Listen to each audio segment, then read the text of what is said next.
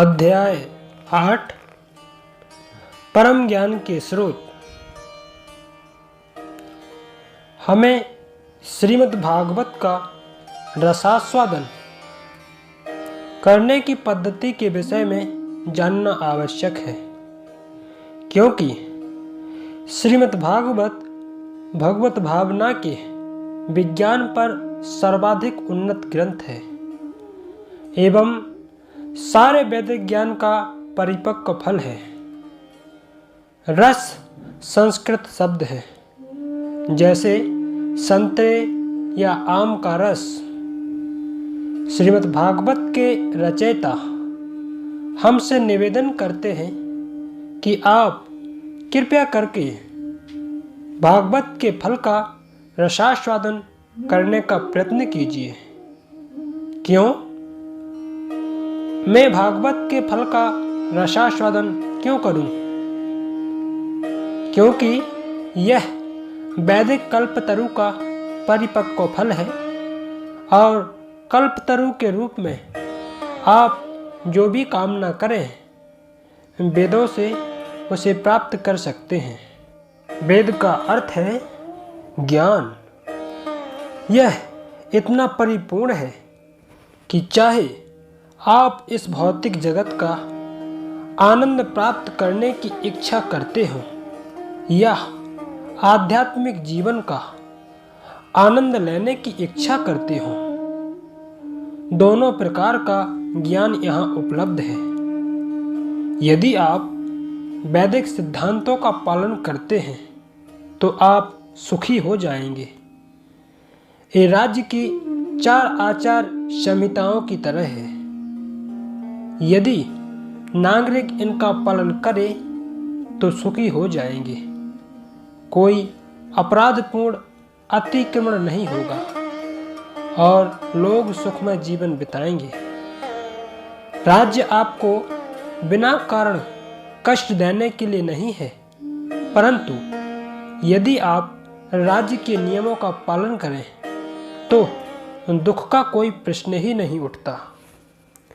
इसी प्रकार यह बद्धजीव प्राणी यहाँ इस भौतिक जगत में आनंद और भौतिक सुख के लिए आया है और वेद हमारे पथ प्रदर्शक हैं। ठीक है, आनंद कीजिए, परंतु आप इन सिद्धांतों के अनुसार आनंद कीजिए। इसी को वेद कहते हैं। इसलिए सब कुछ यहाँ उपलब्ध है। जैसे हम कभी कभी मंदिर में विवाह संस्कार आयोजित करते हैं। यह विवाह संस्कार क्या है?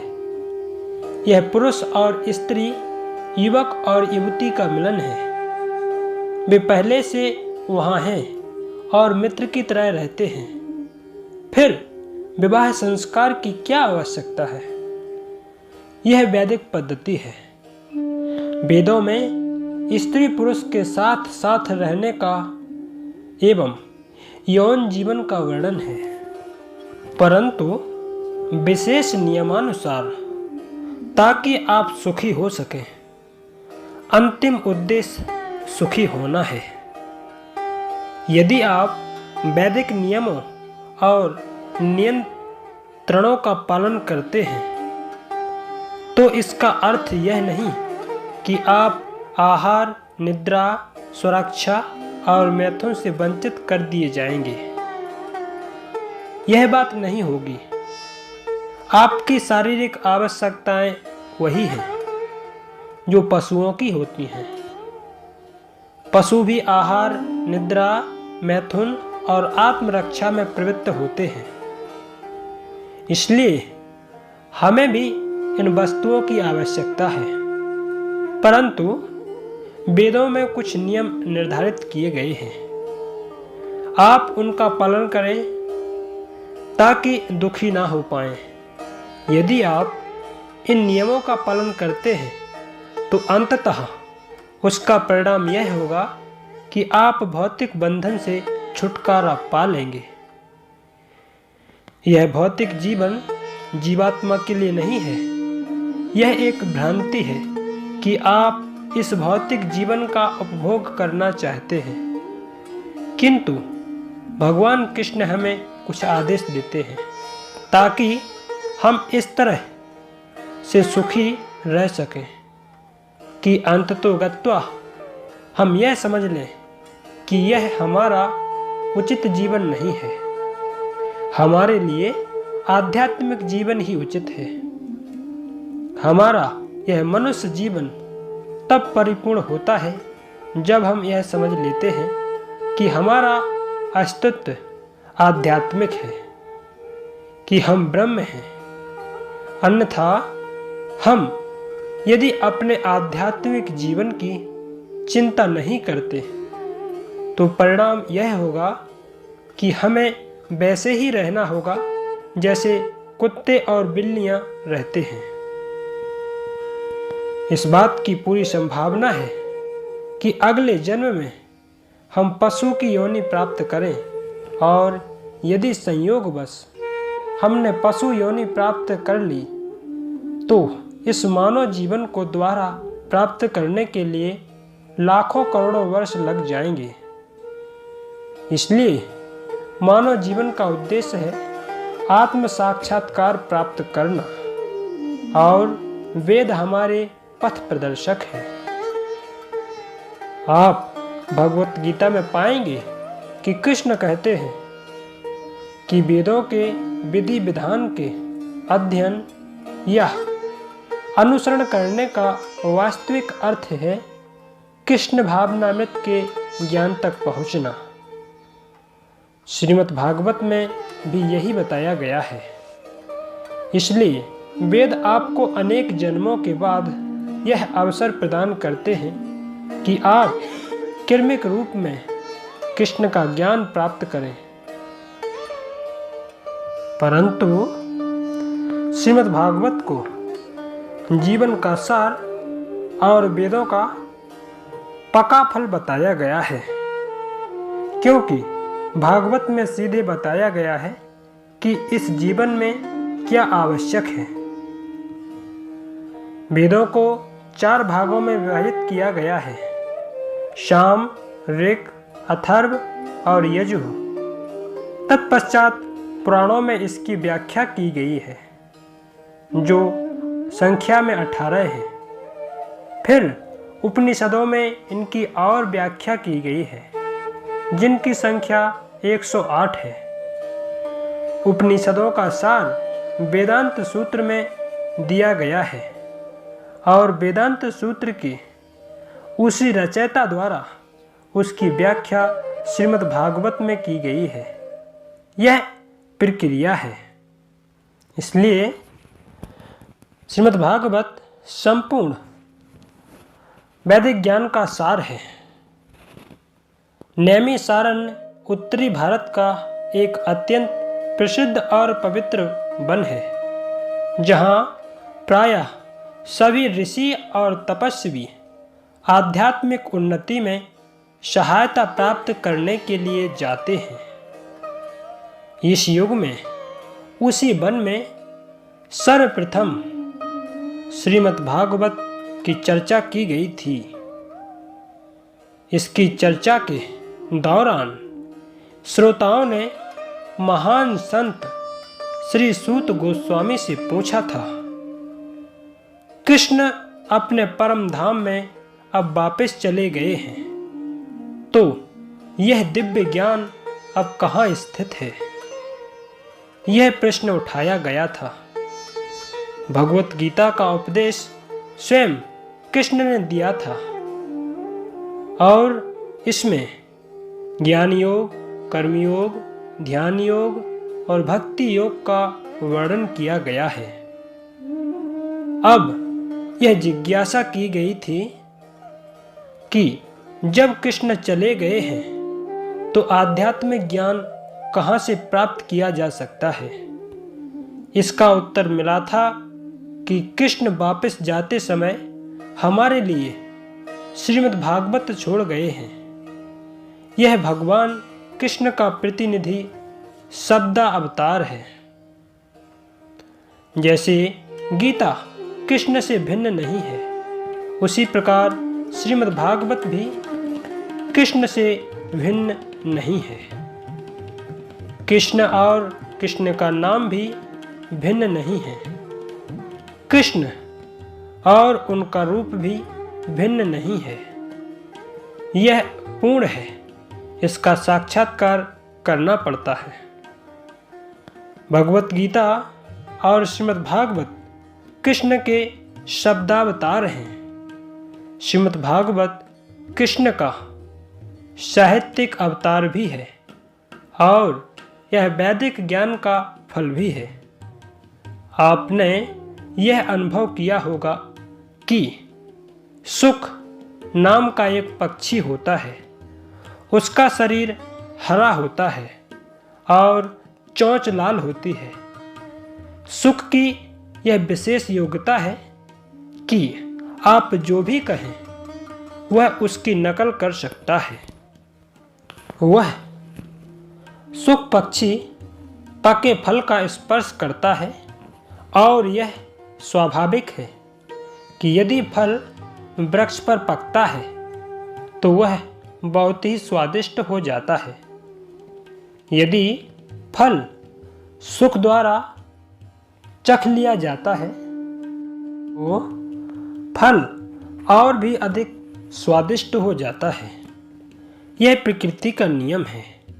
अतः यहाँ ऐसा कहा गया है कि यह श्रीमद् भागवत वैदिक ज्ञान के पके हुए फल के समान है और साथ ही साथ श्री सूत जी के गुरु श्री सुखदेव गोस्वामी द्वारा इसका स्पर्श किया गया है। सुख का अर्थ तोता होता है।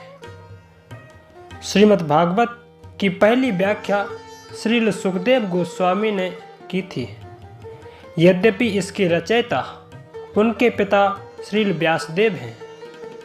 श्रील सुखदेव गोस्वामी जब मात्र 16 वर्ष के थे तब उन्हें भागवत की शिक्षा दी गई थी और वे ज्ञान से प्रकाशित हो गए थे।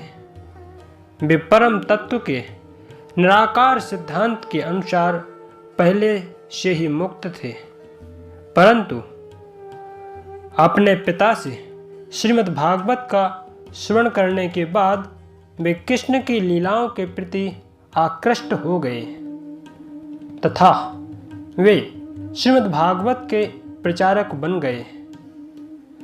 सर्वप्रथम उन्होंने महाराज परीक्षित के सामने इसकी व्याख्या प्रस्तुत की। महाराज परीक्षित का संक्षिप्त इतिहास ऐसा है कि वे एक पुण्यवान राजा थे, परंतु दुर्भाग्य से उनके किसी कार्य से अप्रसन्न होकर एक ब्राह्मण बालक ने उन्हें शाप दे दिया कि 7 दिन के अंदर ही उनकी मृत्यु हो जाएगी। उन दिनों यदि कोई ब्राह्मण किसी को शाप देता था तो वह सत्य सिद्ध होता था। उनमें शाप या वरदान देने की शक्ति हुआ करती थी। अतः इस प्रकार महाराज परीक्षित यह जान गए कि उन्हें 1 सप्ताह के अंतर्गत ही मरना होगा और उन्होंने स्वयं को इसके लिए तैयार कर लिया। उन्होंने अपना राज्य त्याग दिया तथा अपने पुत्र महाराज जन्मेजय को इसे सौंप दिया। स्वयं वे अपने परिवार को छोड़कर दिल्ली के पास गंगा तट पर आकर बैठ गए। वास्तव में यह गंगा नहीं, यमुना नदी थी। चूंकि वे एक महान राजा थे, अतः अनेक विद्वान ऋषि उनके पास आए। परीक्षित ने वहां उपस्थित सभी ऋषियों से पूछा, मेरा कर्तव्य क्या है? मैं 7 दिनों में ही मरने वाला हूं। अब मेरा कर्तव्य क्या है? आप सब विद्वान ऋषि हैं, कृपया मुझे आदेश दें। किसी ने कहा आप योगाभ्यास करें, किसी ने कहा आप ज्ञान प्राप्त करें। सबकी अलग अलग राय थी। तो इसी समय श्रील सुखदेव गोस्वामी ने वन में प्रवेश किया। यद्यपि श्रील सुखदेव गोस्वामी की आयु उस समय मात्र 16 वर्ष की थी, फिर भी वे इतने विद्वान और ख्याति प्राप्त थे कि सभी वृद्ध ऋषि, यहाँ तक कि उनके पिता व्यासदेव भी उनके सम्मान में उठ खड़े हुए। वे इतने विद्वान थे, अतः जैसे ही वे आए सब इस बात पर सहमत हो गए कि अब सुखदेव गोस्वामी आ गए हैं, अतः वे ही राजा के कर्तव्य का निर्णय करेंगे। हम उन्हें अपना प्रतिनिधि नियुक्त करते हैं।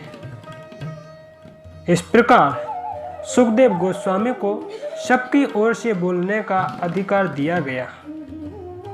उनसे भी पूछा गया, मेरा कर्तव्य क्या है? मेरा यह परम सौभाग्य है कि आप इस महत्वपूर्ण घड़ी पर पधारे हैं। कृपया मुझे मेरे कर्तव्य के बारे में बताएं। सुखदेव गोस्वामी ने कहा, अच्छा, मैं आपके समक्ष श्रीमद् भागवत की व्याख्या करूंगा। वहां उपस्थित सभी विद्वान इससे सहमत हो गए।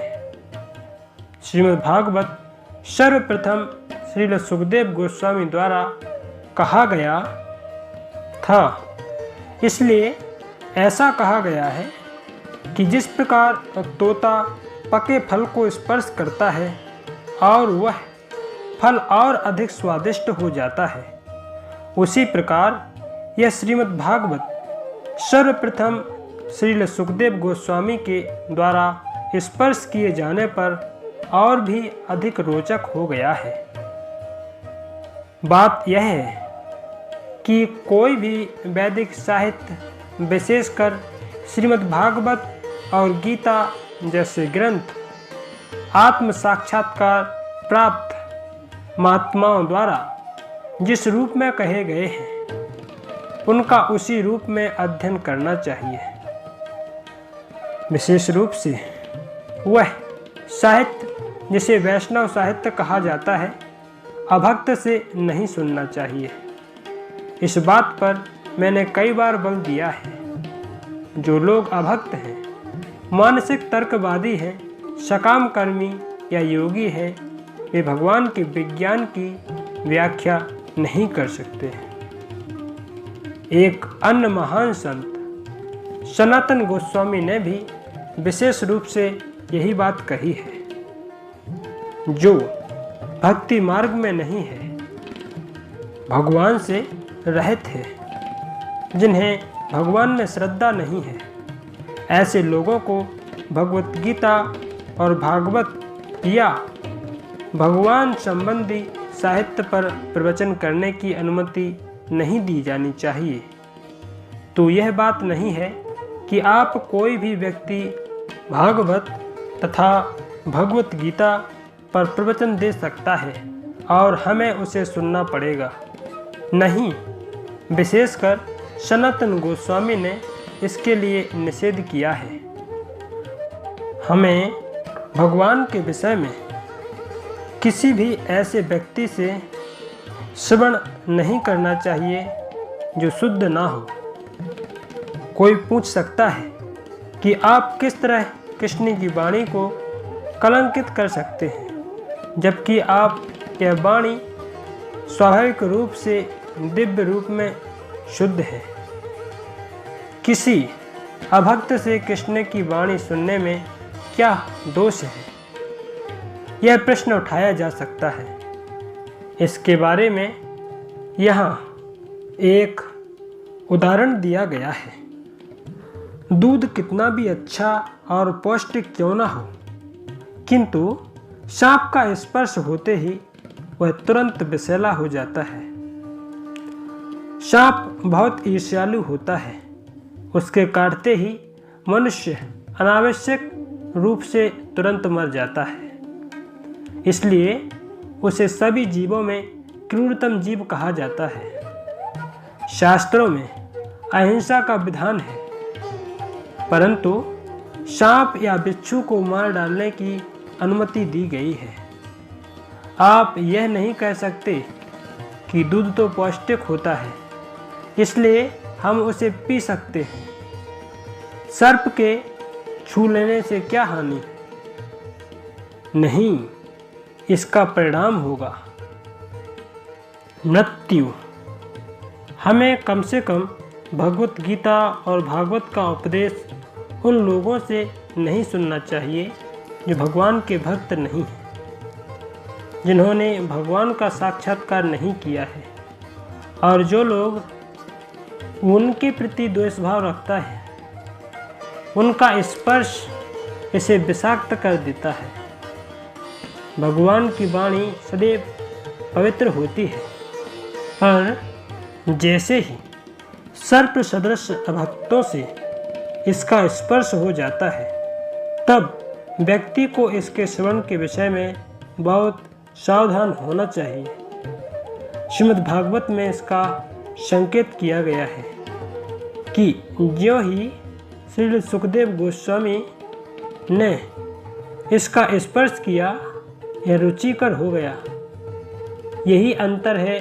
मूलतः यह वैदिक ज्ञान का परिपक्व फल है, परंतु साथ ही साथ यह श्री सुखदेव गोस्वामी का स्पर्श पा चुका है। भगवान योग के परम लक्ष्य तथा दिव्य आनंद के निधि हैं। वे स्वयं को अपने भक्तों के सामने ही प्रकट करते हैं तथा उनके भक्तों की कृपा से ही सभी उनके निकट के सानिध्य का रसास्वादन कर सकते हैं। हरे कृष्ण।